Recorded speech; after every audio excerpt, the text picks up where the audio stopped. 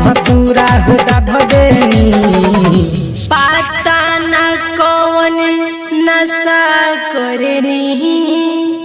भांग पिसवा के मोर दशा करनी पता न कौन नशा करनी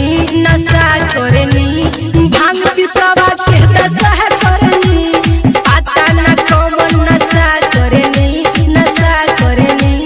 भांग पिसवा के दशा करनी।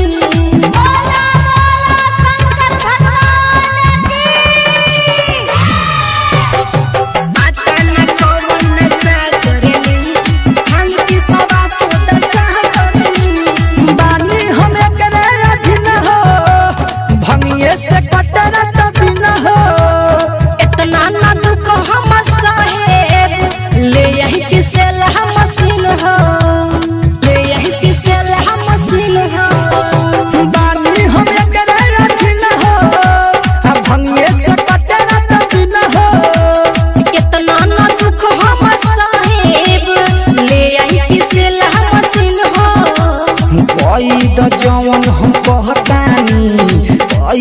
जौन हम कहतानी पता न कौन नशा करनी भांग पिसवा के मोर दशा करनी पता न कौन नशा करनी भांग पिसवा के दशा करनी पता न कौन नशा करनी भांग पिसवा के दशा करनी।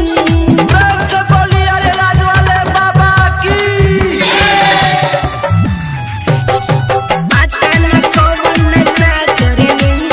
भांग पिसवा के दशा करनी। चंदन चांद सबका के बोलाती डीजे संदीप से भांग पिसवा दी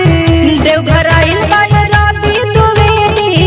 अब भांग उनके से मंगा दी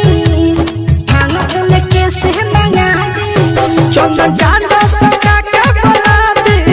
डीजे संदीप से भांग पिसवा दी देवघर आइल बाड़ी उमा भारती अब भांग उन्हीं से मंगा दी आदत बाई है नशा करनी पता न कौन नशा करनी भांग पिसवा के मोर दशा करनी पता न कौन नशा करनी